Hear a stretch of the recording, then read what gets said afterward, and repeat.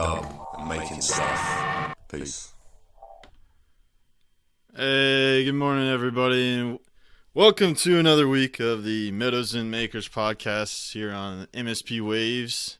And it is one beautiful morning here in Alabama. And today I was going to have a guest on.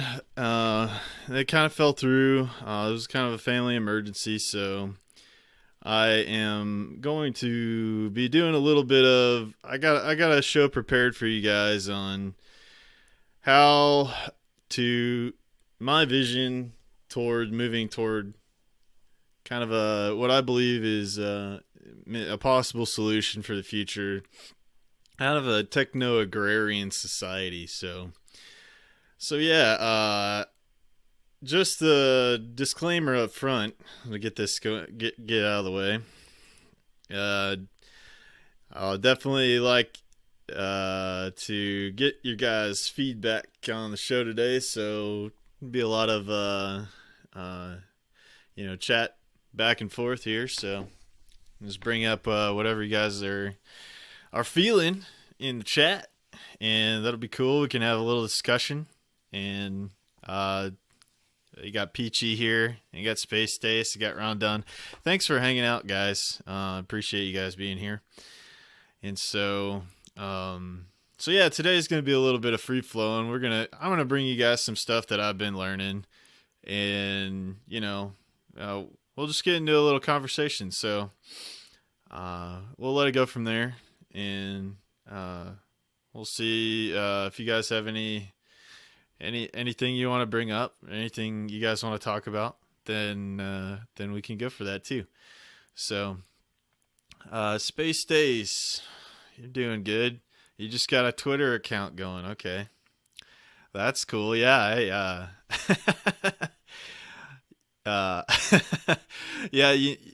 So you guess that's where the people are when it comes to crypto talk. That's funny, I just I created one a little while back as well. So it's funny that you talk about that, because there's a lot of people. I guess a lot of people have got on there and started talking about Twitter and started talking about steemian and stuff to try to pull that audience in from Twitter, at least get the word out there a little bit more. And so yeah, I think it's a good thing to just try to have your tentacles out in all platforms a little bit, to just try to get more people to be aware of crypto. Yeah, I guess so. Yeah, Rondon's got a good point there. Jack Dorsey, don't let him get richer by data mining you. But yeah, I don't know. There are a lot of people. There's a lot of information on there that from people that are in the crypto sphere that are doing stuff. So you got like Roger Ver and a lot of these, the guy that does the Edge wallet, a lot of those big companies are up there. So yeah. Oh yeah, can they data mine you if you have an account but you never tweet? I don't know, Peachy. Yeah, I don't know. You're there, your face is there, I guess. So they got that, but yeah, I can understand that. I guess I kind of like that. Yeah, Rondon says yes. So it's whatever. But yeah, there are people out there, and you can, I guess, try to influence some people and try to get them to get the word out about other things in different places. I follow Ernest Hancock from Freedom's Phoenix, and he says, I like what he says. He says, we're out there to tell them we're over here. So I think that's a big part of what's going on a lot of these, especially for people that are in the freedom movement, people that are trying to seek the truth. And I think the future is it's all about decentralization and definitely personal responsibility, which is something that I'm going to get into. I know Crimson Glad talks about it a lot, and it's the truth. With cryptos, we have the option to claim our personal to claim our freedom, to claim personal responsibility. And so, that's a lot of the differences between cryptocurrency, social media type things, and then the traditional social medias right now. So that's one thing I wanted to get into today. Something I've been working on myself, and get a little bit into that in DTube videos. So I want to talk a little bit about that and things that you can do to claim that personal responsibility for yourself in your DTube videos a little bit today. So, but one thing that I haven't done up front is that I just want to make the disclaimer that this show is for educational and entertainment purposes only. I will always try to be entertainment for you guys. I'm working on that, and maybe I'm a little dry sometimes, but I'll try to definitely pick that up a little bit. I come from a really technical background. I went to school for mechanical engineering back in the day, so I'm kind of a technically minded dude. And so a lot of the times I get really nerdy and excited about like these technical things. And so, but it can maybe seem a little dry sometimes. So, definitely want to keep it entertainment minded and keep getting a little better at maybe my presentation. So just saying the views and opinions of myself and the guests, any of the guests I have on this show, are my own and my guests, and they do not reflect on MSP Waves and this interactive social media beautiful, tasty platform they have here. So just wanted to get that out of the way for the show here. And hey, Angelica7, thanks for joining us. And I don't know where you're at. Divine, I saw you just popped in here. Thanks for joining us. So yeah, just wanted to let you guys know that this show is going to be a little bit freeform today. And I got a couple of music tracks that I figured out before the show. Rondon helped me figure out, so might interlude with a few of those.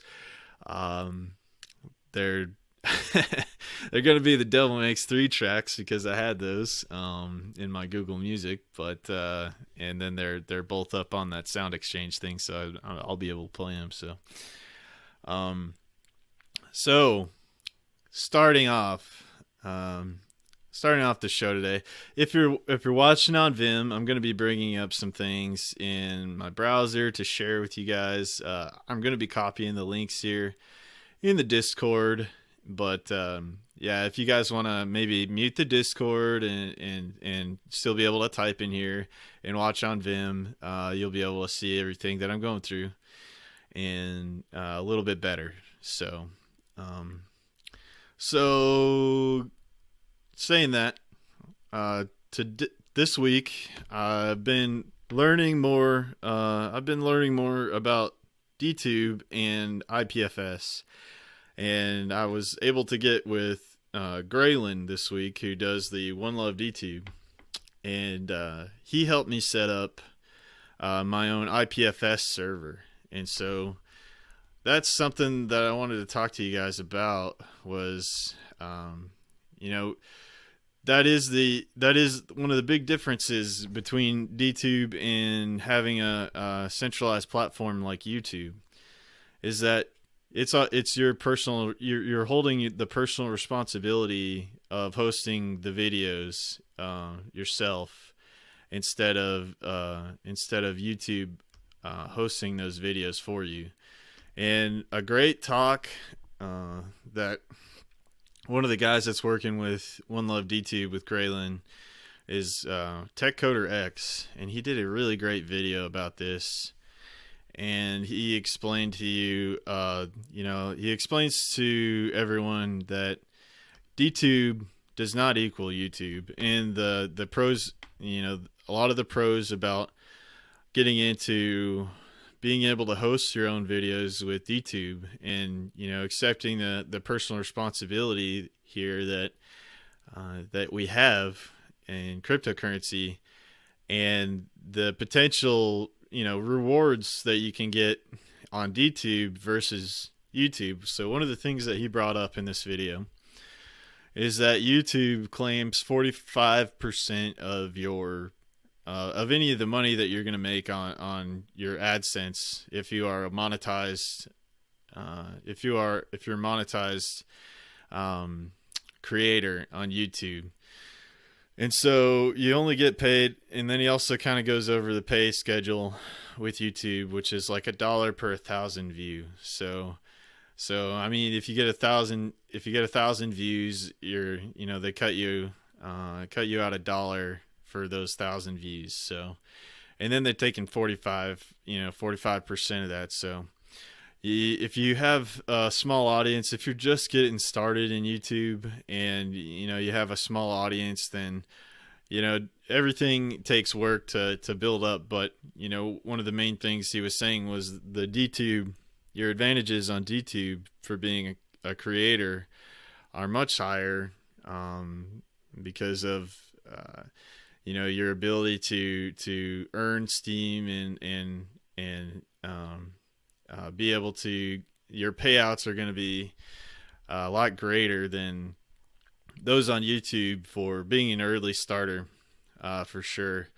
And if you're holding on to that steam, then this is a cryptocurrency that can gain value in the future. So if you don't have to sell, then then you just you're able to keep accruing the steam, which could gain value in the future. So these are things to definitely consider when you're trying to make any kind of comparison between YouTube and DTube. So Peachy, I'm sorry, DTube hates you as much as YouTube. Hey, we all just got to keep getting better, and it's just DTube definitely gives us the options of taking the power back to ourselves and our own communities, pretty much. So that was solidified in my mind by going through and setting up my own IPFS server. And so Graylin walked me through this whole process, and for the tech savvy, it is definitely not that difficult. Like, if you have a little bit of tech savvy, if you're familiar with Linux, or if you if you have some knowledge of some coding, then using a guide, I believe you could set up your own IPFS server and host your own videos on IPFS, which makes your videos easier to access and easier to watch on DTube. So that's one of the big differences, is that when you're part of an IPFS, if you've created your own IPFS node and you're hosting your video on IPFS, which is the interplanetary file sharing, then your videos are being hosted on multiple nodes through IPFS, and you can even get involved in community, like a community node network, which is what One Love DTube has going on right now. So everybody's hosting the videos across the IPFS nodes, which are on the community network, which helps keep the videos up and alive. If one person's computer goes down, then there's more computers in the node that can host the videos and keep them up and live and going. And so that's one of the big things on DTube that a lot of people are not realizing, that when you're putting your videos on DTube, they're only going to like the DTube server. So it's actually everyone's that's creating content on DTube. If you want your DTube videos to be reliable and you want them to play well, that it's important to look into doing your own video and setting up your own IPFS node. Now, it was a struggle. It was a struggle as it was a little bit of a struggle as he had to definitely kind of hold my hand a lot in the process.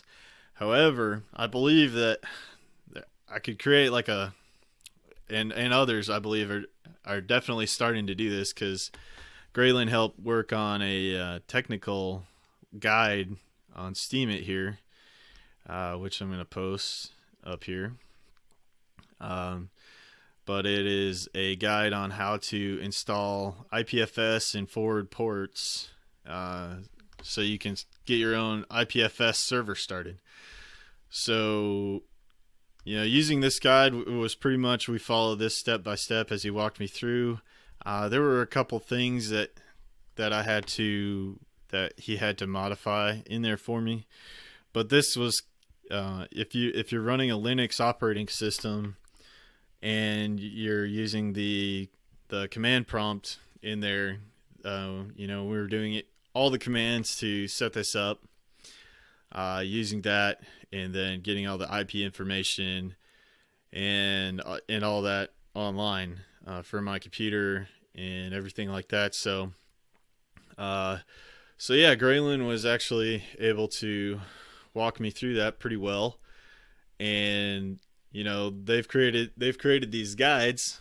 Hey, Blunt Smasher, thanks for joining us, man. Hey, yeah, I know I was talking about having you on the show, so if you're available today, just let me know. And if you want to come on for a little chat, you're definitely welcome. Anybody that would like to chat is definitely welcome if you guys want to come on. But just going over some stuff on how to get started with your own IPFS hosting, and the importance and the difference between YouTube and what we have on Steemit here with DTube. And it's all about personal responsibility. It's about, if you want to abdicate over to a big company like YouTube, and I know everybody here is here for different reasons, but if fundamentally crypto is about decentralization, and it's about definitely taking the power back, both in a monetary sense, away from the bankers, the banking elite, and also just moving toward a more power of the people kind of thing.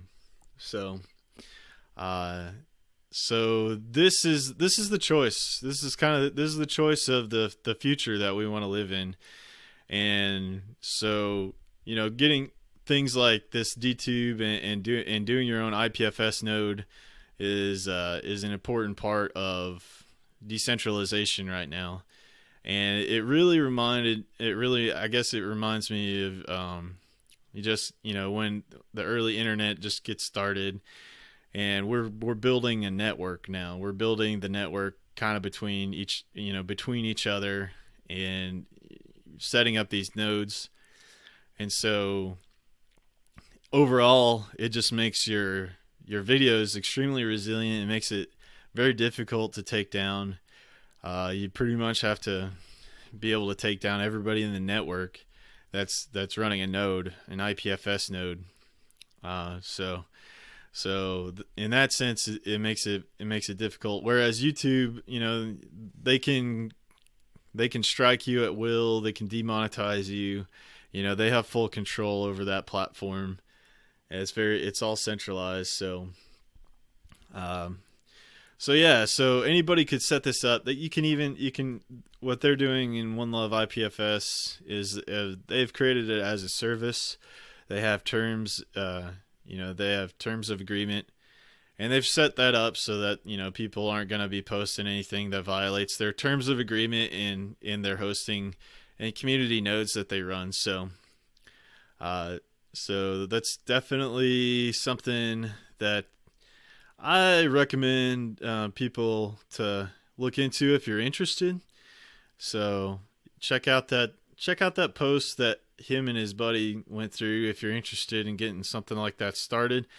I know the guys at One Love YouTube and Graylin is, happy to help people with questions. I know that Tech Coder X that's there that made the video about the difference between DTube and YouTube is a good guy that these guys, if you got questions that you run along the way, they are very happy to help you guys out and help you get started. So, the reason I went for this is because I had an old desktop that's sitting around at my house and it's just not doing anything. It's just kind of sitting there. So, Graylin was talking to me a little bit about doing an IPFS node to put the desktop to use. So yeah, I had a few old files on there, but it was running like Windows 7 and it was really slow. And one of the first steps is to get this Ubuntu operating system started. And so that was the first step to get into, was actually downloading this program called Ubuntu. And it's like a lightweight Ubuntu software. So yeah, that's the first step, is to grab an image of the program of Ubuntu. This was the one that Graylin set me up with. So you would download that CD image and then you would flash it to a USB drive. And so the way you can do that, you have to use a software to flash to your USB drive, the disk image. You want to make sure that you don't have any files or anything on that USB, and then you want to flash that file, that disk image file, to your flash drive. So this is how you can get set up with the Ubuntu in the beginning. You just you're gonna change your boot settings in the BIOS. Yeah, you installed Ubuntu 7 times the other day, Rondon. We had a lot of issues when I tried to upload it to the Windows computer. There was some settings in that BIOS that we had to keep fixing, but yeah. But once you have that file, you can pretty much install it on any computer that has Windows. That's maybe like an older computer or something. And when you're using the Ubuntu operating system, it's not as resource heavy as what's going on with Microsoft and wanting to do these updates and all this stuff like crazy. So if you have an old, it's Linux. Yeah. Yeah. So I noticed right away is that, holy crap, my computer actually works now. With Microsoft and having all these other things, it's so resource heavy that it can be difficult for an older computer to be running all that stuff. Yeah, Blunt Smasher. Yeah, man. I would recommend it.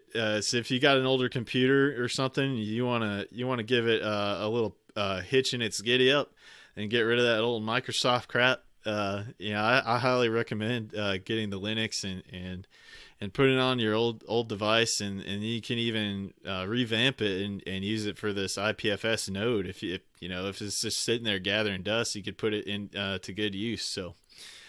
So yeah, you got everything you got on your regular operating system on this Ubuntu operating system. You got, you can do your web browsing and everything like that. You got text editors. You got all that stuff. So yeah, it's really good thing for older computers to bring them back to life, essentially. If you want to use them again. So yeah, so Rondon says use a SSD for a boot drive. Yeah, just replace your hard drive for a solid state drive. Yeah, that'll boot extremely fast. So yeah, it's a much lighter weight operating system, but it's pretty much necessary for if you want to start these IPFS things up. So, but if you just want to refresh an older laptop or computer, the Ubuntu or the Linux operating system is great for that. And yeah, a lot of these old Microsoft operating systems like Windows 7, I believe, is going to be discontinued. You're gonna have to I don't know if you'll have to pay some kind of membership or something to get support for it, but I believe that they're going to be ending the support on it maybe in a year or so. I can't remember. But Graylin was talking about that. So if you have like some older Microsoft operating system, it kind of makes sense to switch over to this Linux operating system and just run the updates. You run all your updates manually. It's not always searching out for updates and bogging down your computer and all that stuff. So that's something cool, and I didn't really realize the advantages of running a Linux operating system until Graylin helped me out and helped me get this thing installed and kind of walked me through the process. So yeah, it's something I highly recommend to all you guys, and I think they're gonna have more guides and try to make it out. Yeah, there you go. So Rondon recommends using Linux Mint with the Cinnamon desktop for people migrating from Windows. So yeah. Oh man. So let's see. Peachy Mods, you considered doing it for your old laptop. And you're watching a YouTube walkthrough, and many of the comments are saying, "Fuck your computer." Okay. Well, yeah, you gotta know what you're doing, I guess, to get it on there and to get it flashed. You have to flash it to your flash drive correctly, which is one of the problems that I had in the beginning. And you have to change your boot settings in the BIOS. So I guess if you don't know how to manipulate the settings in the BIOS, which is it just takes a little bit, and you just have to change a couple things and change them around. So it's a little bit of a deal, but yeah, don't get too freaked out about it. It's not rocket science. It's definitely something that everybody can do. Definitely people that are grew up with computers or grew up as computers were evolving and things like that. I might date my age a little bit. We're probably all of us are maybe around the same age range, but I started off with some of those old Apple computers, and I was talking about that with Graylin. It was all the DOS prompt and everything like that, and where you just had to input your command lines and to be able to run anything to run your little games and things like that. And then I remember it evolving to the Windows operating system. You still had your command line stuff that you could do, but then Microsoft did all that work just by giving you the tools and things. So they kind of made it a lot simpler for the common person to use use everything. So yeah, some of this stuff and going back to the command prompt, it's a little bit like going into the past, but there's it's all kind of open source and there's not like really a central authority really that controls the software. It's all been kind of open source developed and everything, which is very cool. So yeah, so Peachy Mod, the first one to use the Commodore 64.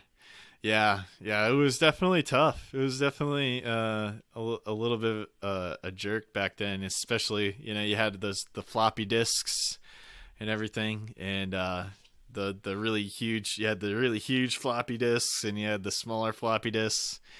Those are definitely good times.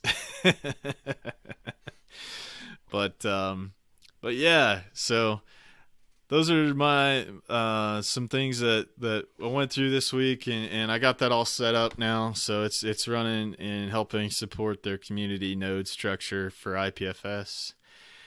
and it's something that I can use to help host not only my own videos but other people's videos through One Love YouTube. And so, One Love YouTube is offering that service, and if you don't want to do the personal responsibility, then you can use them as a service for sure. And it's like $10 a month for your videos. So if you're making some money on your videos, it's definitely worth considering getting into their service if you don't want to get this all set up on your own. But definitely the instructions are getting out there on how to do this on your own, and to be able to DIY set up your own IPFS service. So that's a big part of my show is teaching and trying to share that knowledge on how to take more personal responsibility, being more resilient as a whole. And so this is something that I really wanted to share with you guys today, on how you can take that personal responsibility on and DIY set up your own IPFS service, your own IPFS hosting. So with that, I'm gonna love that song.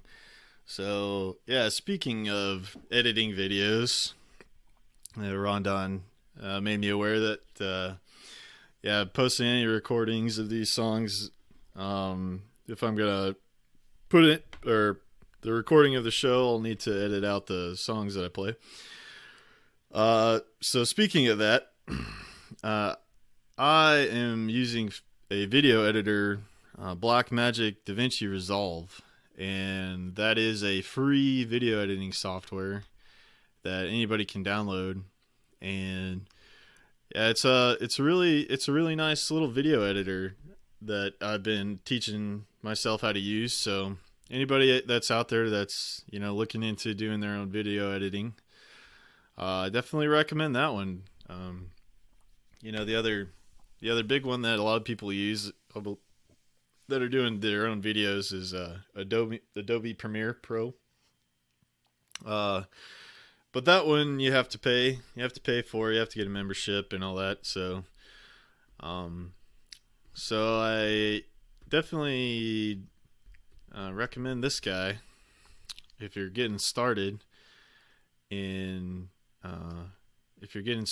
video editing and you want to do your own video editing. It's called DaVinci Resolve, and it's been pretty straightforward for me so far. I've liked it so far. So let's see, Peachy. Any others to compare it to? Yeah, I haven't yet. So I really haven't tried Premiere Pro. I just learned about Blackmagic and DaVinci Resolve through another YouTuber that recommended it, and they use it on all their videos. So it's something that I grabbed, and it's been working really well for me. So that's another one. That's a free software that can help you get started if you're looking to get into video editing. So one of the things that I wanted to cover on the show today is a personal vision of mine, looking into the future, is that we have a lot of automation and things taking a lot of the jobs, and that's one of the things that I see us moving into, is that there is a lot of stuff going into the future, a lot of jobs that are going to be automated. And so I foresee, and that's one of the big things, and one of the the reasons why I do a lot of the stuff that I do is because I see this on the horizon. And so one of my solutions, and the solution that I've kind of come to the conclusion of, is to move more into type of technological agrarian society, I guess is what I would call it, in where you're using modern technology and a lot of commercial off-the-shelf technology to enhance your productivity capabilities. So, let's see. Yeah, Peachy. Let's see. Let me get back to your question real quick. Use Premiere, but you're always looking for other options. Premiere can be PITA sometimes. PITA. I don't know. I guess it means it's a piece of crap. But I don't know what PITA means. Yeah. Rondon has got something going on. He's he might have a good answer for you, but so so yeah, I kind of see a solution, a possible solution to, going into the future, about moving more towards kind of a technological and using a lot of the technologies that we have to become, more resilient as a person. Oh, pain in the ass. Gotcha. So, there's a lot of stuff out there that's happening right now. And I just wanted to go over some of the resources that I have that could help you out in if you wanted to do more DIY type stuff, and, just kind of give you some thoughts and some inspiration. And one of the first ones that I found was it's this project called Precious Plastics, and it is one of the ways that we can take a lot of our plastic waste and start to transform it and transmute it and make it into useful products again. So what these guys have done, and if you go to their website, is they have published all the plans for creating your own plastic recycling machines. So that includes shredders. It includes a shredder. It has the extruder. It gives you a DIY extruder, and it gives you a way to create your own injection molding machine. And so it points out all this stuff for you to do that. And then they also provide a way for you they give you your tutorials on there on how to do things. There's a lot of other people that have been doing this themselves, and it started in Europe, and they have included the instructions so that people can do it all over the world. And if there's a machine shop, especially in your area, they can, cut these parts out for you. And it's, they give you all your bill of materials and everything you need to put these systems together. And so going through this thing right here, the different types of machines that you'll need for getting something like this started.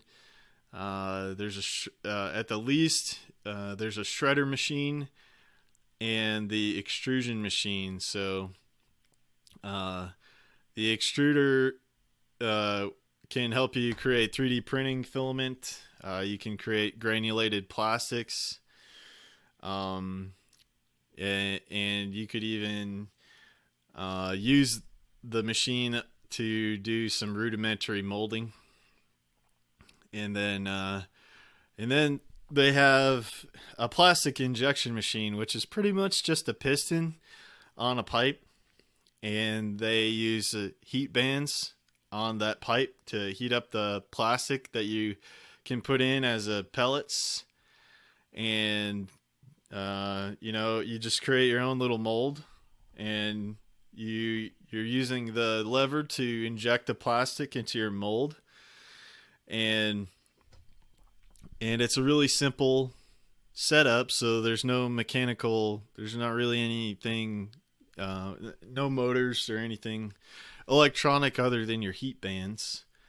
And so it's a really simple thing. And if you can get a mold created, which you would have to you'd have to use something pretty sturdy for your molding.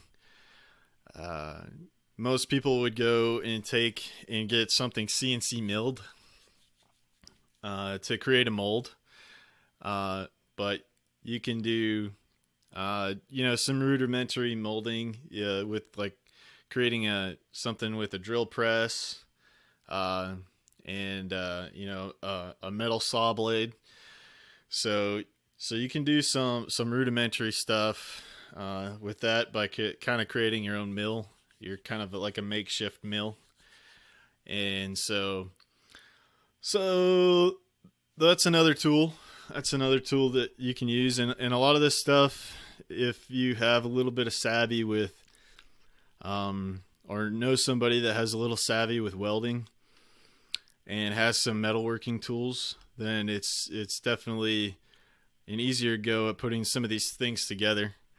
But they're all pretty simple, and it's something that's out there right now that anybody can implement and even create a little business out of. So this is something that I'm personally looking into and have a vision to do in the future.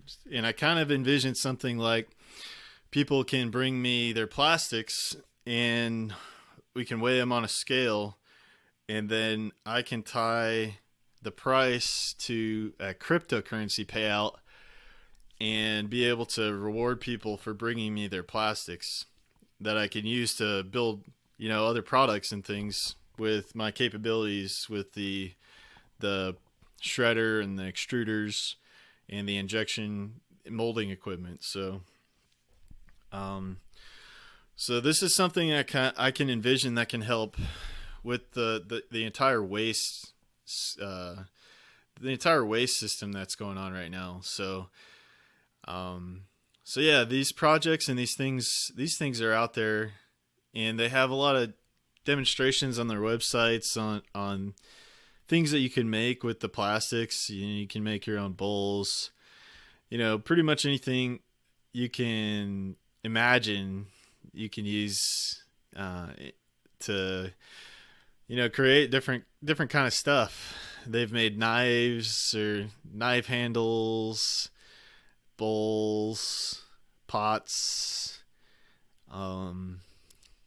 spoons and forks and stuff. And yeah, so anything that you could create in a mold, pretty much you can build. So they even have a little market on here where people can post up their stuff that they've built, and they give you examples on different things that people have built, and they all charge different prices on here. So they also kind of they put this up on their website, but anybody can be creating them and putting them up on their own kind of website. And especially now with things like the Homesteaders Co-op and things like that, it makes it a lot easier for people to set up and be able to sell their own stuff, and exchange for Steam as a cryptocurrency. So let's check out what Rondon is saying here.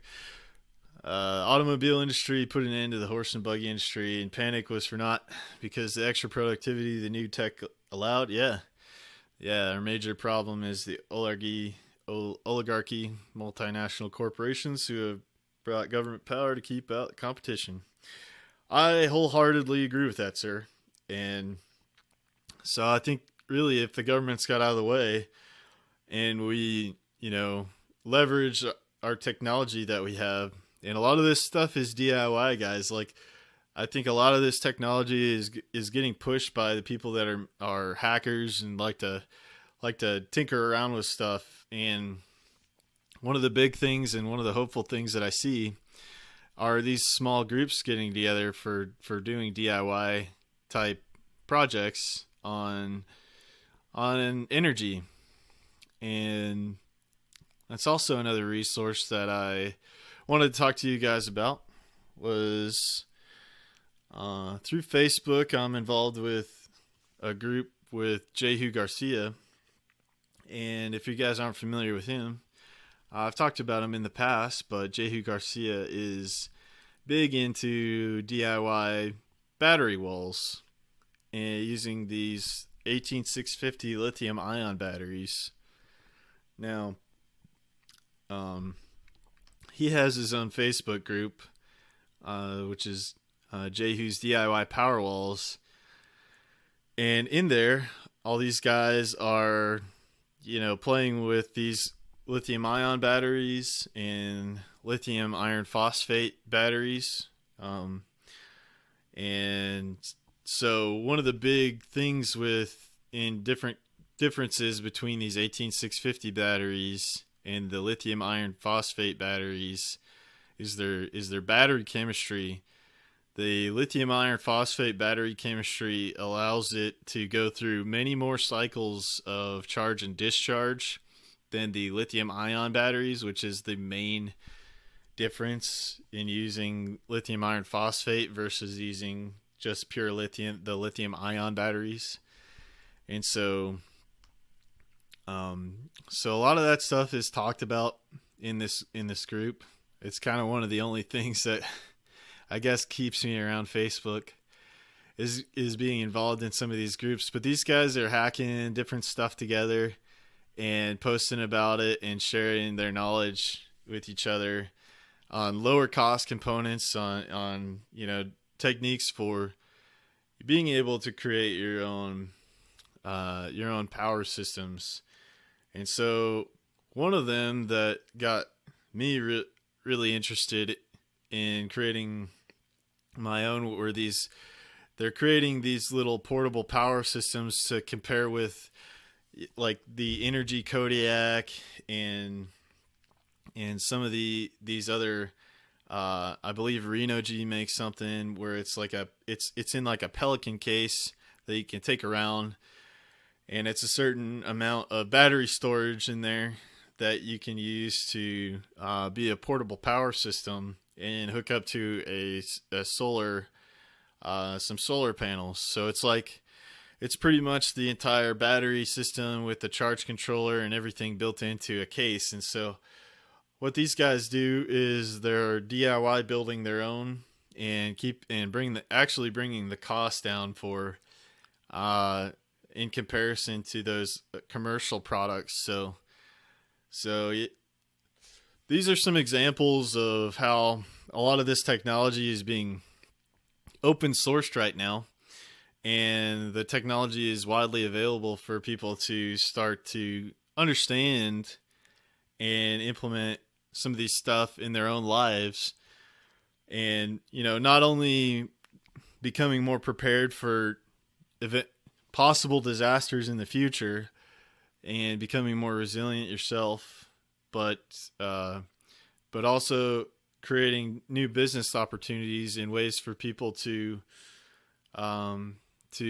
sustain themselves and a livelihood just kind of out of the system. So this is one thing that I'm a real advocate for is your personal responsibility and becoming a lot more resilient as a person. And I see it, just kind of as a good thing all around. If we start to move towards a more resilient society, then we're not as dependent on the systems as they stand, which can hold power over us. So it's one way that we can actively take part in changing things in the world, in my opinion, is to, start to realize that we have that power, and, it's our, it's within all of our power to be able to seek out and become more resilient in our lives.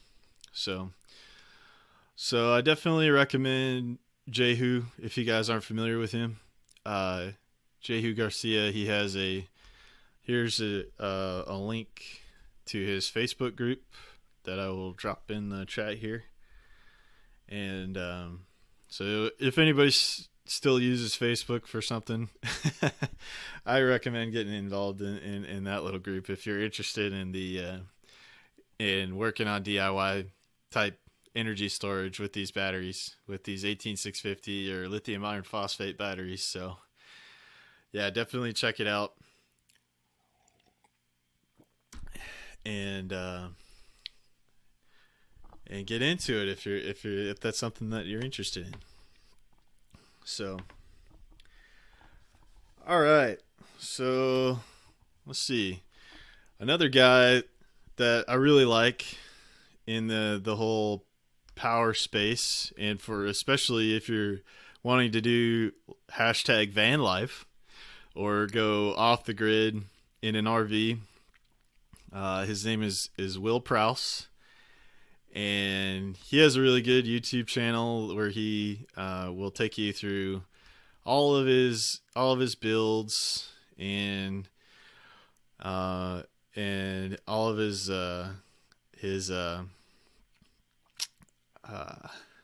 DIY stuff that he's doing. He's playing around with these different battery packs and different battery banks, and giving you the pros and cons of how to do everything and set up your own systems, especially if you're going off grid in a vehicle.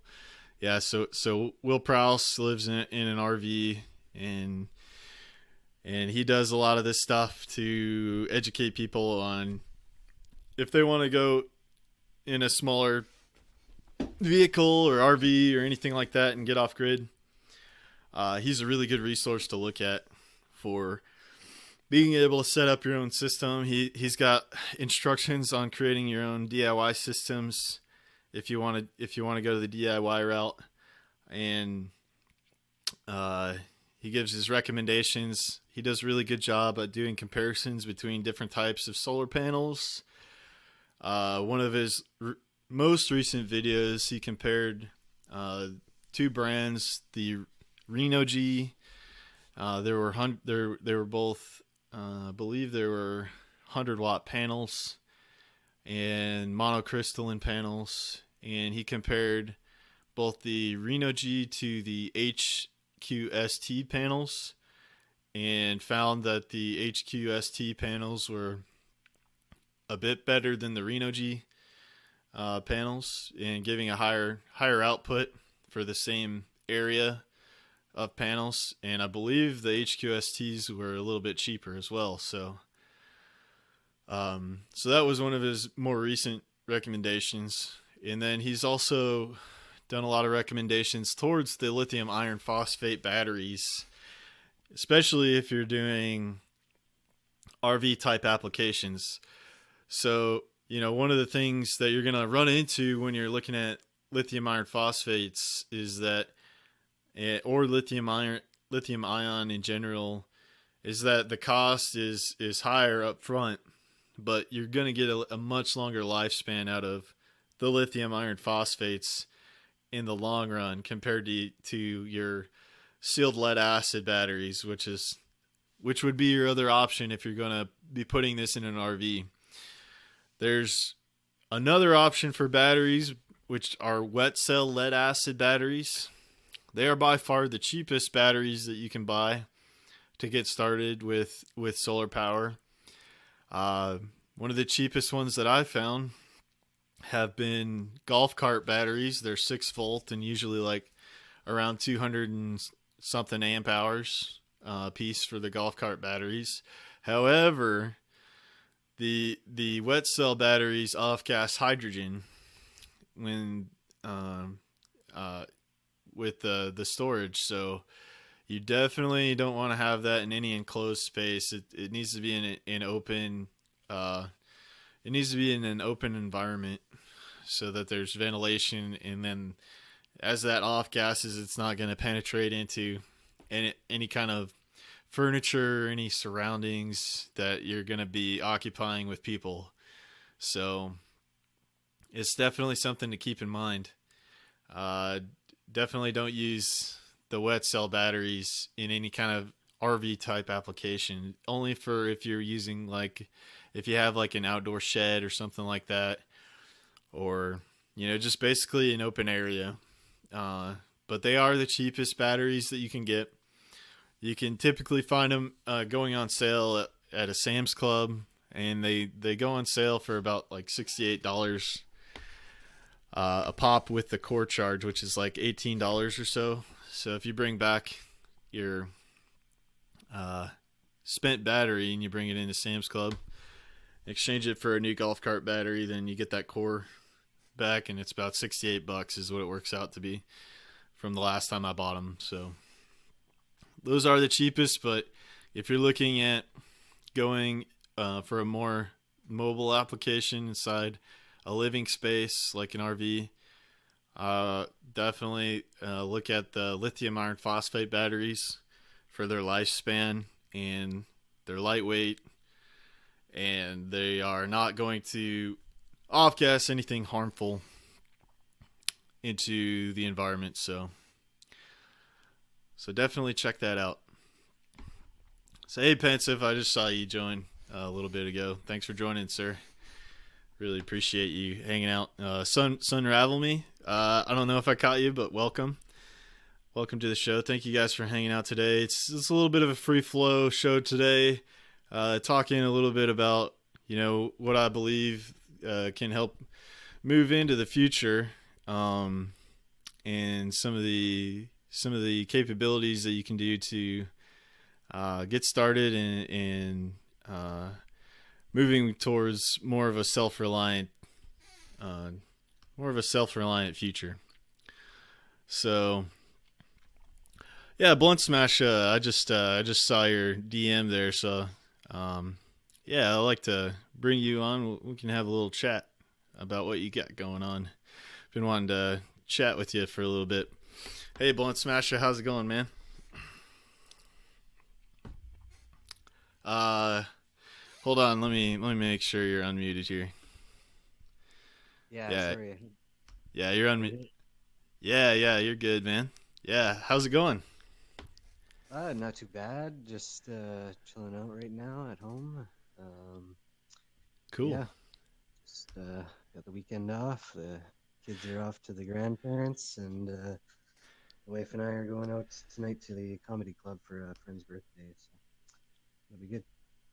Oh, very cool, man. Very cool. Yeah, so yeah, it's been a little while since I talked to you, and you said that you've got you went back into the workforce and got into, you're doing some CAD work kind of stuff right now.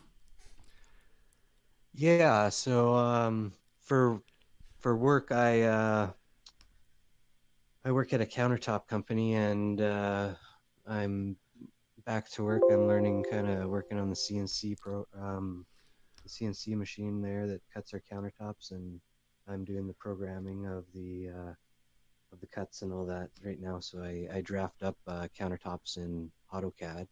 Yeah. And then I'll input them into the CNC through a program called En route, which basically is it does the G coding from the AutoCAD file. So that's where you tell the CNC which tool to use, and you position all the parts on the blank piece of particle board or laminate or what be.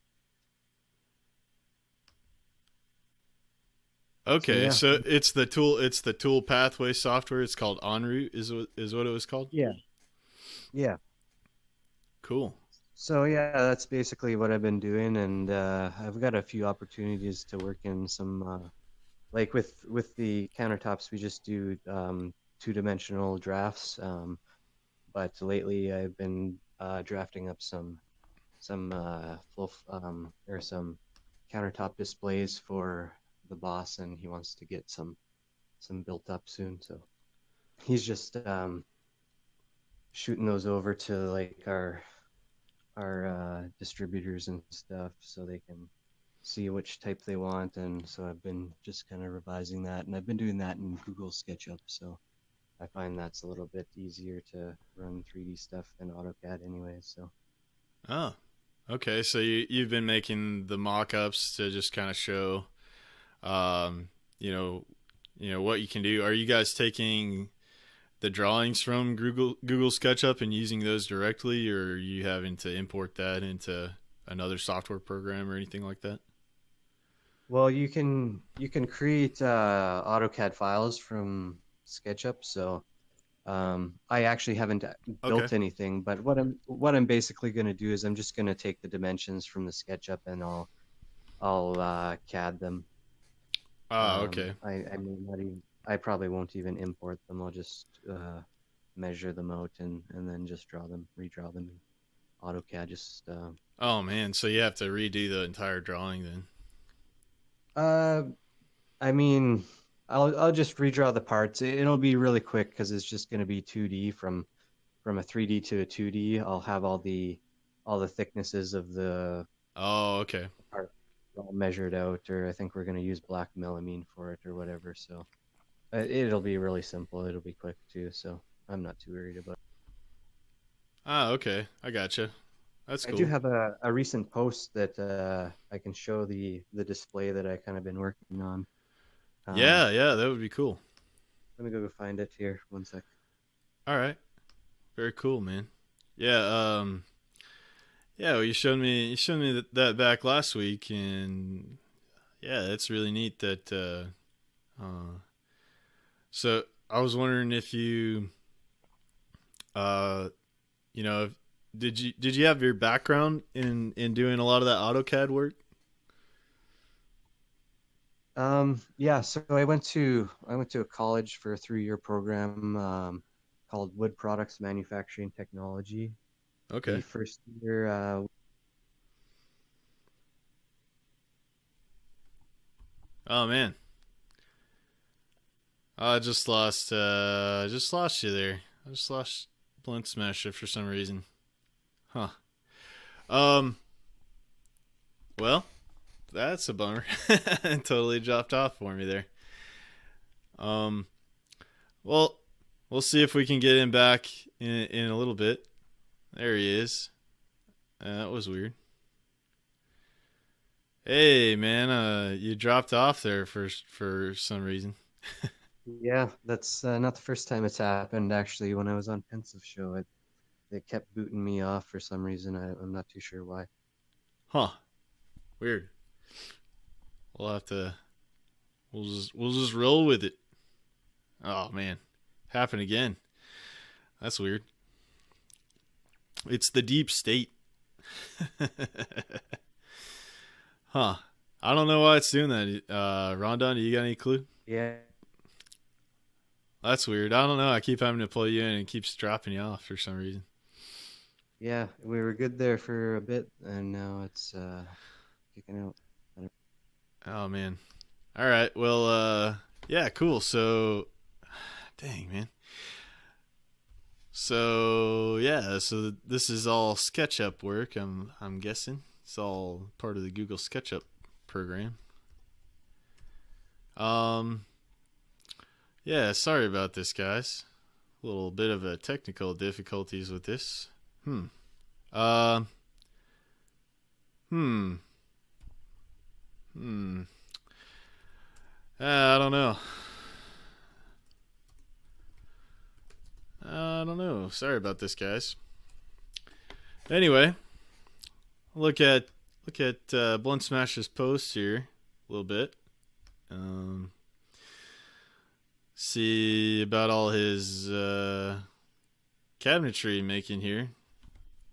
Google SketchUp is all free CAD program, and it is fairly straightforward on how you can do a lot of this stuff. So let's see. Um, all right, yeah, Blunt Smasher. If you want to try to just jump in the live on air yourself and pull yourself in there, just click on the live on air. Rondon said that he changed your permissions, so you should be able to just directly join if you can hear me. You can try to just join the live on air channel yourself. So if you want to try to just jump in here, that'd be that might work. It might work a little better than me dragging you in. I'm not sure, but I can try to drag you in again. But if you can, if you're hearing me, Blunt Smasher, if you want to try to click on live on air and pull yourself in. All right, cool. Hey, you're back. I think I think that it may work now. I don't know. But yeah, we'll roll with it. So okay, you got your post up here about doing the Google Sketchup and all that. So you're talking a little bit about Deluxe.io. Is that virtual reality? It's a virtual reality thing here on Steemit, right? Yeah. I hear that you can just draw things up in SketchUp, export them to a certain file type, and then you're good to go to kind of upload that to the Deluxe kind of. Okay. Yeah, so I was looking at maybe making like a little kind of curate hangout spot for when we do our radio shows. Oh, no way. It'd be kind of cool, and you can use microphones in there, and I think they said they can. The guys over there, they know how to set that all up, so they would help us out with getting it all set. Okay, so you could have like your live stream. You could have like your live stream going, I guess, and have like your 3D little environment as your overlay, I guess, for your live stream. Yeah, it'd be really cool if you could make like your own avatars too, and then people could see each other or whatever. That would be really neat. So you could have it like set up where it's your talk show, and you just have like your little characters on there sitting in couches or something in the little VR chat. Yeah, I think that'd be really neat. That may be a few steps away, but I mean, the world's probably working that way, so it'd be cool to get on board a little bit earlier than the rest. Yeah, definitely, man. Yeah, I think that's a really neat idea. Yeah, that would be it'd be a really neat thing to watch. Is you have different people with their different avatars showing up for the show in VR, and you got that all displayed on your live stream. That would be neat.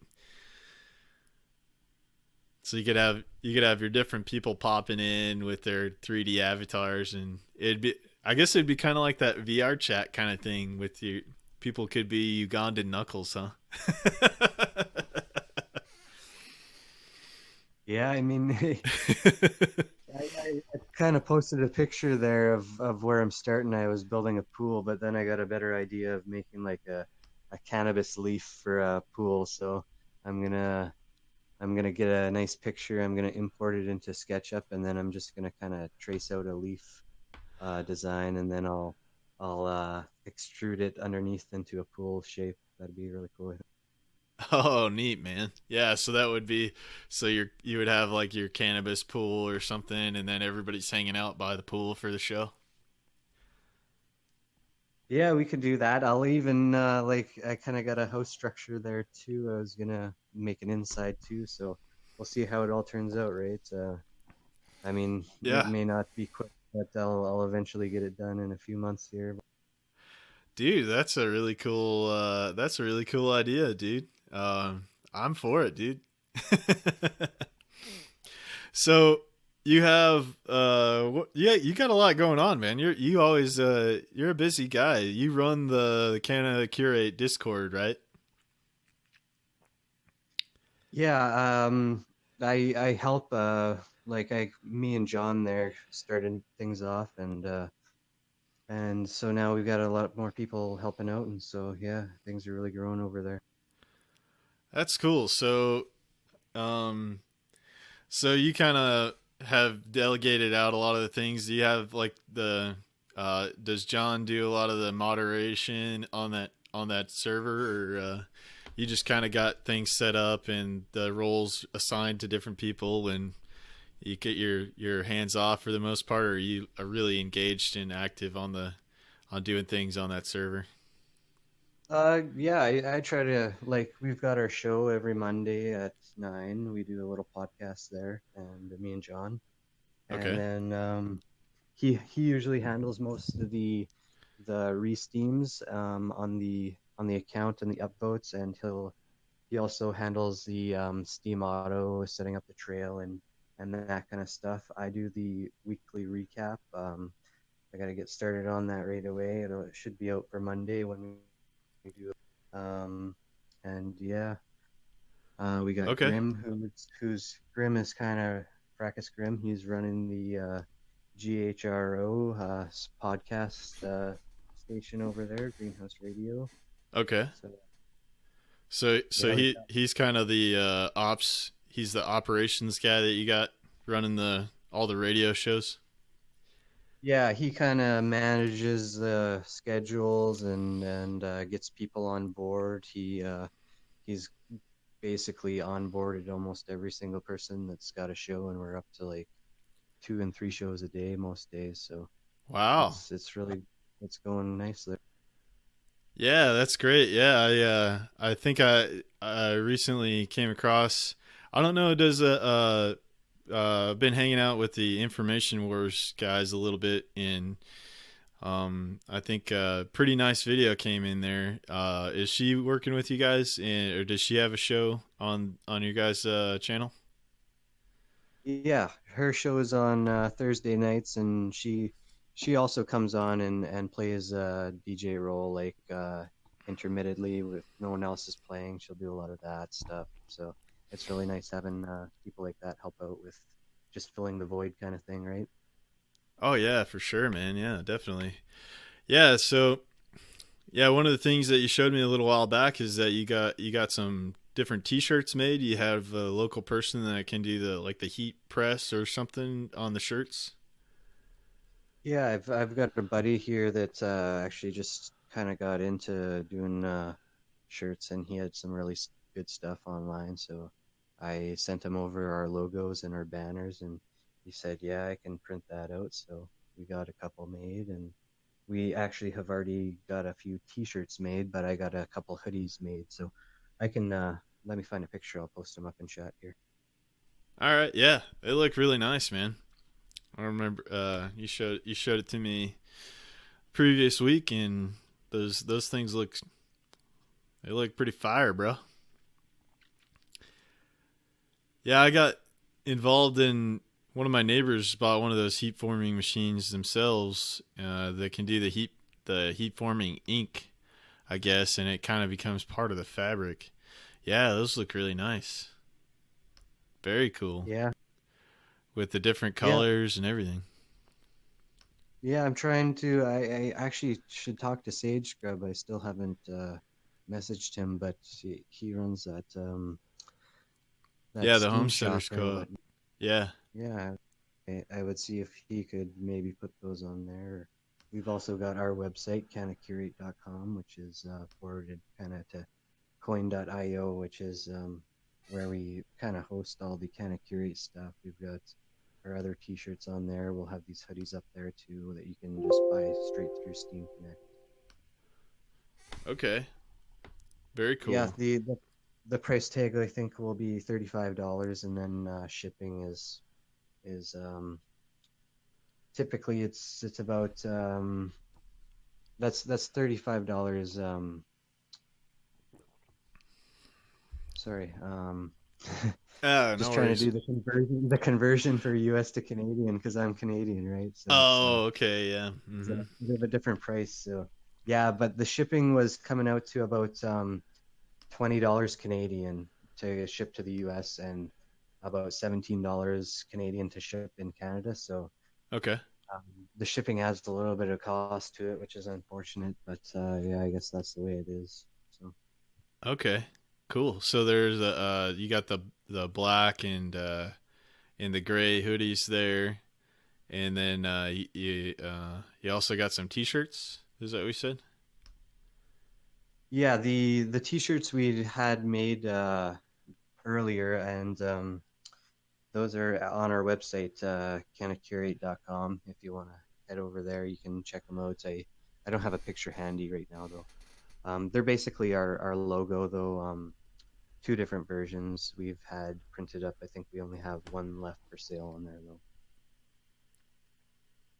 All right. Very cool. Very cool. Yeah. So these are kind of going to be like, uh, kind of limited in the beginning, and then if it goes well, you'll get maybe a big order made or something. Yeah, I mean, if we got more demand, we'll certainly print some up. We're even thinking about getting some more designs and some more different runs going too, so we've got a little bit more variety. All right. Very cool, man. Very cool. Nice. Nice. Because these sorry, yeah, these ones are themed kind of after Steam, right? So we we're thinking about having a contest on smoke.io, which is kind of a parody of Steam, just like Whale Shares is. So it Yeah. we'll have a contest for kind of a logo and a hoodie, and I'll probably give one of the hoodies away as a first place prize or whatever. Okay. Very cool. Very cool, man. Yeah. So you do a lot of your own cannabis cultivation, right? You do a lot of growing yourself and all that up there. Yeah, I help out a lot of people with growing, and I've done a lot myself too. So it's I've got a little bit of knowledge for sure. I've also I kind of started off on super hot chili peppers. That's what gave me most my growing knowledge and my green thumb. So Oh. I like to Oh, do a really? bit of vegetables every year too. I've got a couple of recent posts on starting my peppers and starting up my little herb grower there. Very cool. So, are you talking when you're talking really hot peppers? Are you talking like the ghost peppers and some stuff like that? Yeah, I've got chocolate ghost pepper, Carolina Reaper, Scotch bonnet, orange habanero, Yucatan white habanero, and then I've Wow, got some other varieties that aren't as hot as well. So wow. I like to get a big variety of them going. So I like to make some salsa too, and I have a friend that actually runs a food truck in town, so he he's looking at getting some to make a sauce for his or yeah, a couple sauces for his food truck. I know in the past I've given him a lot of peppers, and his family's just made them up into sauces. So he's looking at maybe taking some to the food truck too. Wow. So the ghost peppers, I actually have had. I think they're really good in burgers. Like I've had the ghost peppers in some burgers, and it keeps it gives it some pretty significant heat, but it's not like completely overwhelming you. Um, is that what you got? Is that what you do with a lot of the peppers? Like, what kind of dishes do you typically make with some of these? Just salsas and different things like that. Yeah, for the most part, I like my hot sauce and my salsa. And that's where they mostly go. And then, like I said, I give them to my friend there, and his family does what they need to with them too. So, um, Okay. yeah, but I do all kinds of vegetables too. So, I once I get some land of my own, I hope to be able to get a food forest going, which then I can just have most of the food I need produced by myself. Very cool, man. So I guess you're doing a lot of this stuff. Everything you're doing is indoors in containers, or you do a little bit. You're doing mostly container type stuff. Yeah, mostly containers. Yeah, I do. Like right now we're renting and we got like a gravel backyard, so there's nowhere I can really grow, but it's got tons of sun. Just it's like a parking lot, so it's Yeah. not much to grow. So I take some to my parents' house too, and they got a decent backyard, so we get some stuff going there, and then just friends. I'll give a lot of my plants to friends, so I'll start a bunch in the spring and then give them away. So Okay. whenever I can. Yeah. Cool. Cool. So have you already started to get you've already started to get everything going. I'm guessing the snow is starting to melt up there a little bit, huh? Yeah, it's coming along. Here, I got a picture actually I took of yesterday. We're definitely losing some snow, but it's still here for the most part. But you got to get things started, right? Because the season's short, so you got to start things indoor early. Yeah, yeah, for sure. Yeah, that's one of the tasks that I'm gonna try to get done today is to get some seeds in and get them started. And right down here in Alabama, oh, there you go. It's nice and melting away. In Alabama here we have um, before April until after Easter, I guess is the time of our last frost. So that's when everybody goes gangbusters on planting and stuff down here. But I have a few cold weather stuff like broccoli and cabbage and kale and some of those things that I want to get in early. Go ahead and get in early and then get some other seeds going for squash and different things for the summertime. But yeah, nice. No more snow, huh? I guess you guys are really happy to see the sun finally. Yeah, it's been a long haul. It's been a cold winter. It's been like into the minus 40s and stuff with the wind Oh chill. my Chill gosh. to -50.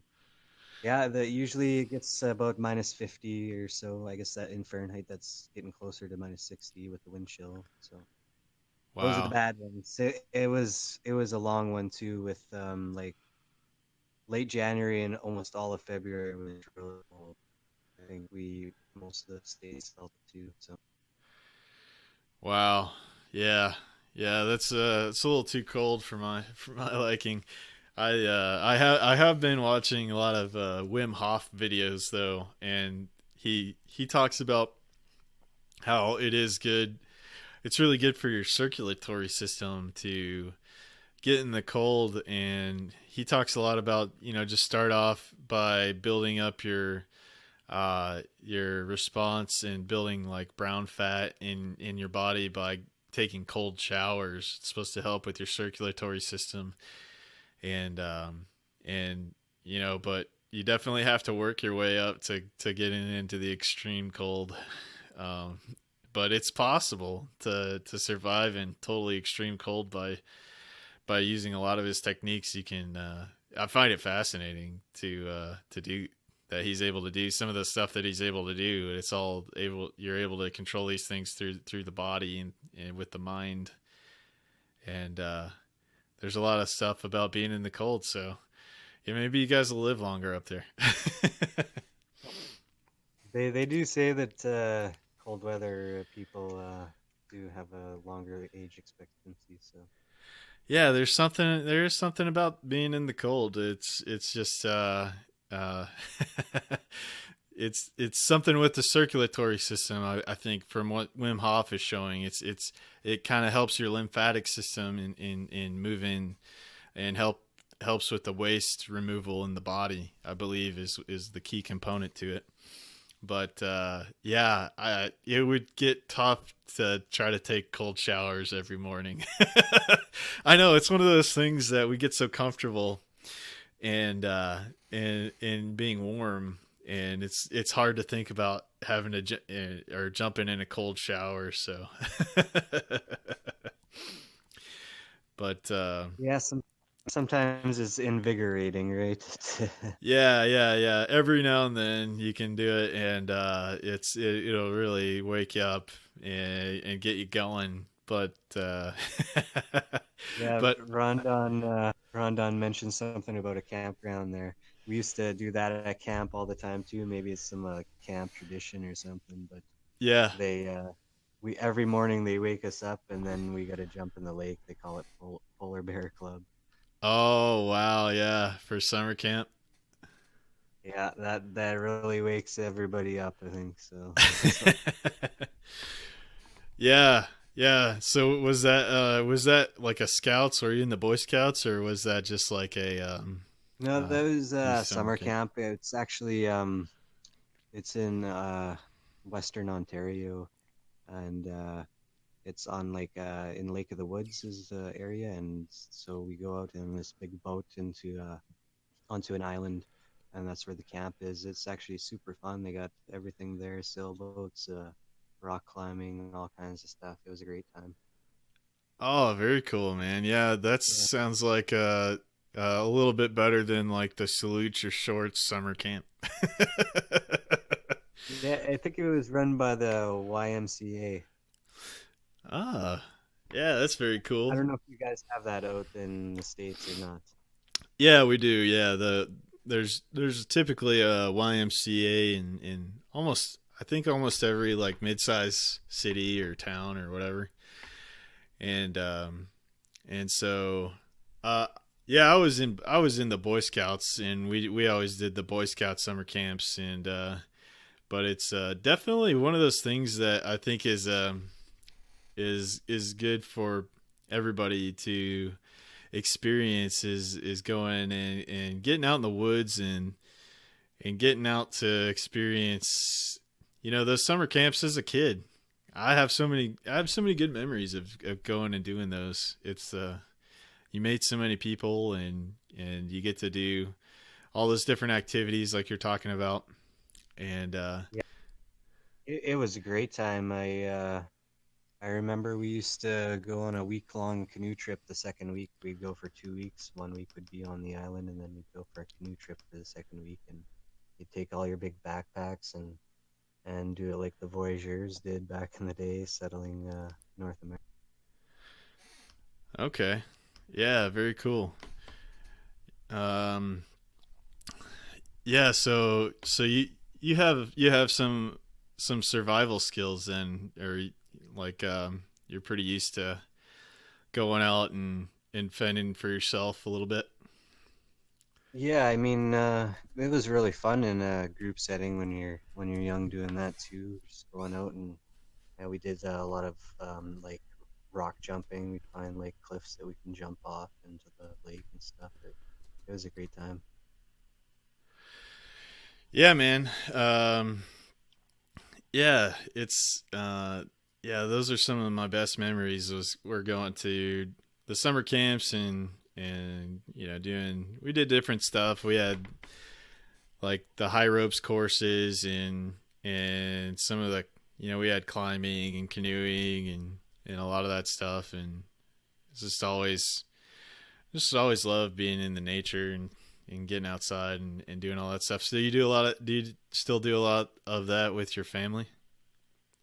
Um, Not so much canoe trips, but yeah, my little guy is just 2 years old, or he's turning two right away. So I definitely want to get him involved in that kind of stuff for sure. It's good to get him into nature and learn how the world works without the machine, right?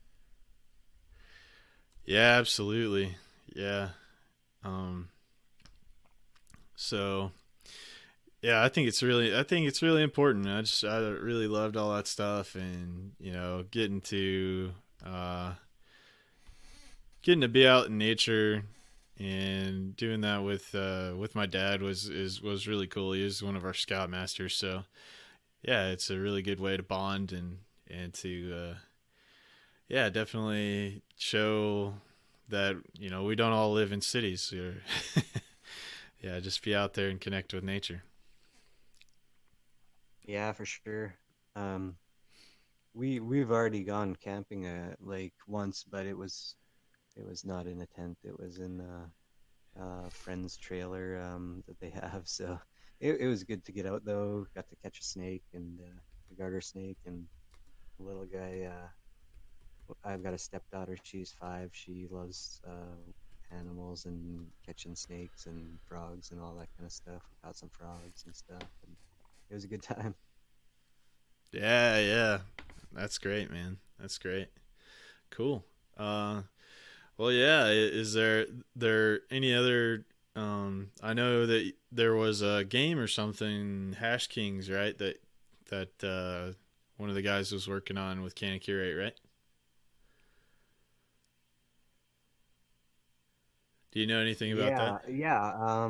We partnered with Danny. He's kind of curate, and Hash Kings did a partnership where we merged our Discord servers, and yeah, he delegates a bunch of the Steam to kind of curate that is going on with his game. So it's a good partnership, and so yeah, he's launching the Hash King games on the Steam blockchain, and so right now he's working with Deluxe as well, the virtual reality platform. They've come up with like kind of a pre-sale for the land where you can kind of go into a 3D Deluxe model and go get a purchase, or you lease land. So you give him Steam, and then once you're done growing on the land, he'll give it back to you. And I think it's some sort of a staking type deal there. Okay. Interesting. Huh. Let me grab a link to the virtual reality world there that they've got. Yeah. That'd be neat. Yeah.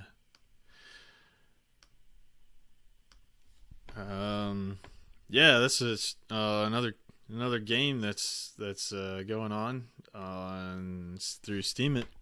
I'm interested to check it out. So this is gonna have a whole 3D environment then, huh? Yeah, it's supposed to be basically they're gonna make a whole, like, I guess you get your plot of land, right? So you'll be able to go check your plot of land out in virtual reality, and then you can go water your plants or do whatever in VR. It'll be kind of cool. Okay. Yeah, that's neat, man. Yeah, so yeah, you're a little bit low. If you could maybe speak into your microphone a little bit. Um, but All yeah, right, this yeah. is really cool. Yeah, should be good. I'm excited. I've been waiting a while. I think he's run into a few problems. So it's taken a little bit, but I think we'll get there soon enough, right? Oh yeah, yeah. Incrementally, just keep working on it and all that. Uh, so yeah, so the game mechanics are like you start off with a certain amount of land and you're growing and selling, I guess, and just building like that. Yeah, so there's different areas in the world that you can lease a part of land. What is it? Afghanistan, Africa, Jamaica, South America. All the places Um, where cannabis grows really well. yeah, yeah, basically where you'd find it naturally. Okay. And so once you get your plot of land there, you buy a seed, and then at the start he's selling the land races, right, which are the naturally occurring strains. Basically like your Afghan Kush and your Acapulco Gold and Panama Red and basically anything that's natural. And you'll take those seeds and you'll grow your plant, and then you'll be able to harvest pollen and pollinate your male or your female. You take your pollen from the male, pollinate your female, and then you'll be able to make seeds. Huh. You So can it's on. crossbreed strains and make the actual strains that exist now. So you'll be able to sell pollen and sell seeds and to other people so they can grow them on their plots and all that kind of stuff. Oh, very interesting. So it's almost like a virtual tutorial on how to grow and cultivate and spread the genetics and everything of cannabis. Yeah, that's essentially what he wants to do. Yeah, is teach people how to grow through the game. Basically, Oh, yeah, that's very neat. Um, Saying that they're dropping my stream. Okay, that might have something to do with me having so many windows open. So, yeah. I do have to get going here right away, though. I all right. gotta go make a little errand here and go do some stuff across the city. All right. Yeah. Well, I really appreciate you coming on and joining for the show today and sharing with me what you got going on. It's good to catch up with you. And yeah, I really appreciate you, brother. Yeah, it was a great time. Hope to be back next week to check out your show too. All right, brother. Thank you very much. And yeah, if you need to get on out of here, really appreciate you coming on and taking the time to come on the show. All right, thanks, man. Peace. All right, brother. Take it easy. Peace. Cultivate and spread the genetics and everything of cannabis. All right, guys. So yeah, sorry about all the issues here. It's just a little bit of a struggle here today, so I apologize. Yeah, I turned the bit rate down. Let's see, Rondon is trying to give me some instructions. So bitrate 200. All right. I'll try that, but if I'm still dropping off here, let me know. See, I'm gonna do this little bitrate thing that Rondon's telling me about and see if that helps at all. But while I'm working on some of that, let me play you guys another track. All right, yeah. So thanks for bearing with me, guys. Sorry about all the little troubles on the show today. I'm gonna continually work to get better at this. I'll yeah, it's just one of those days today, but well, keep soldiering on, and that's all you can do. So Rondon says that we got no Crim today. I think she's out partying, so I think she's got some kind of concert. So no Steam Wave Saturday today. So yeah, definitely Rondon. It's definitely a little difficult, and then yeah, just get easier as you push yourself and outside your comfort zones. It's just it's one of those things. You got to push yourself to get outside your comfort zone here and there. But yeah, thanks for hanging with me, guys, and I really appreciate you guys hanging out for the show today. And it's been a little bit of a struggle, but we're soldiering on. We're getting through this. So yeah, I was gonna have Kodak's on a little bit today to talk about some things. We mentioned that earlier, but going through a few of these resources that I found that I've been working on and discovering, and kind of the vision for the techno-agrarian society. I think that can kind of help set us in a different direction going into the future. So yeah, one of the other things that I really like, and one of the companies that's been out there for a little while that's been doing some cool stuff, is this company called Bright Agrotech. And he has that's right. Yeah. So Crimson's got some different stuff she's working on, so not totally a party. So let's see. These Bright Agrotech guys are they've created a product called ZipGrow, and it's a neat product for being able to grow vertically and doing vertical farms. So they give a lot of tutorials and different things on their website. They have a whole section on, they have a whole blog on different things to kind of help farmers out, people that want to get involved in starting to do this vertical type farming. And they're using a lot of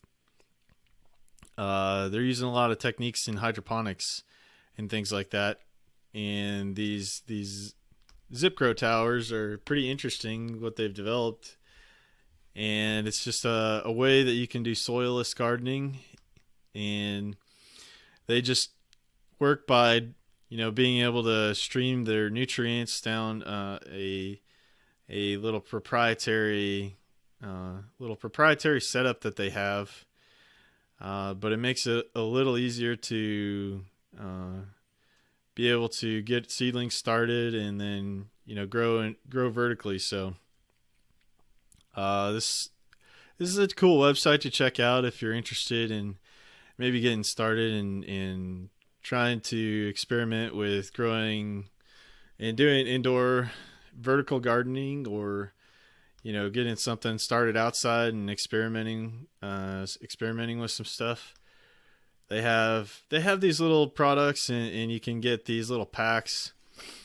One of the first ones they have, and I think is kind of like, if you wanted to get started in this type of farming method, they created something called the farm wall, and it's a completely a self-contained unit. And they even give you can buy a little kit where you can grow inside. They have their little LED lights and all that stuff set up for you. And it looks like it's around $652. So but it looks like they give you everything you're going to need to get started. The entire kit to get started, and you can mount this on your wall, and it's got all the lighting that you'll need to do and get started on some hydroponic growing. So definitely give that check that out if you guys are interested in getting started with trying to experiment on any kind of hydroponic growing or anything like that. They have a lot of good resources on their website, and I'm going to drop the link here in the Discord real quick. So cool. All right. So yeah, we got some different updates here from Rondon. So just saying, frequency waves will return soon. Decentralized news might be off today. So Crim and decentralized news might not be up today, but yep. So there you go. So there's that ZipGrow tower. So we got a little bit of a thin schedule today on MSP, but I appreciate you guys hanging out with me this morning and just checking out what I got to say about some of these different things. So right before Blunt Smasher, I brought Blunt Smasher on. We were talking a little bit about DIY power walls and all that. And one of the big resources for these DIY batteries is this company's batteryhookup.com. So a battery hookup, what these guys do is they go around and they find these batteries that you can and they find them on the secondary market. So some of them are new, some of them are used, and they buy them up, they test them out for you, and then they resell them. And you can get really good prices on these lithium iron phosphate batteries. Yeah. So Battery Hookup is a good resource if you guys are looking into DIY battery type stuff. And so I just wanted to put that up for you guys. There's this was one of the deals that I was looking at. You get 24 of these lithium iron phosphates. They're the 18650 size, and that number, that 18650, correlates to the diameter of the battery in millimeters, and then is that first number. So if you look at some of the larger batteries, like I think they're 38 120s. So that's a larger diameter size. So that's just what that number signifies. So these 18650s are the ones that are commonly used in laptops, and they have some of these 18650s in the lithium iron phosphate batteries. So you get a pack of 24 of these lithium iron phosphates, and they work out to 4 watt hours a piece. One of the things that they say is that you can use these as a 12 volt lead acid replacement. You connect 4 of these in series, and you have your 12 volt lead acid battery replacement for your car. And so $54, and you can make yourself some lead acid battery replacements for your vehicle. So that's a good deal. So I just wanted to give that and point that out to you guys. Is something I might do a little video on doing that myself and putting in one of my vehicles. I do have an old lead acid battery in one of my old Subaru Forester that I might try that on. So I'm going to give you guys a little tutorial, do a little DIY tutorial, and put it up on my page about it. So, all right, guys. Well, we're coming up on a little bit on the end of the show here. So I just wanted to say again, I really appreciate all you guys that hung out for the show today, even though it was a little bit of a mess. Thanks for hanging in there with me. And yeah, I really appreciate you guys hanging out. So, Peachy Mod, thank you. Rondon, Sunravel Me, Space Stace, really appreciate you guys hanging out for the show today. And yeah, really, I just want to say that I hope to, keep bringing more more content, more educational content to bring you guys some knowledge on what you can do to become more self-reliant in the future, and keep bringing that content to you guys. And anything that you guys think is valuable that you would like me to cover on some of these shows, yeah, please leave me a comment in my show posts or on the videos that I post up. I'll post this up later today, and please give me some feedback. Let me know what you liked, what you didn't like, things that I can improve on. I'd really appreciate it. So, all right. So I just wanted to let you guys know that I really appreciate you guys, and really thank you for being there and hanging out. And it's a really great community. I really enjoy being part of MSP, and I really feels like, getting to hang out with you guys is always a good time to be in the chat and hang out with you guys here, and being a DJ and being live on air is something new to me. Still working at it, and just gonna continue to keep getting better and keep working harder to bring some good shows. So next week I talked to Kodak's, try to line him up for next week. So I'll be back next week, and I am going to sign off and play you guys out by Awake by Divine and Junk Feathers. So this has been Meadows and Makers podcast on MSP Waves, and y'all have a wonderful weekend. Thank you, Peachy Mon, and enjoy yourselves and get out in the nice weather. Hopefully it's nice weather where you're at, and this will be a good day to get outside and really enjoy it. So thank y'all, and peace and joy. And I hope you have peace and joy in your heart, and carry that with you every day. And love you guys. Peace.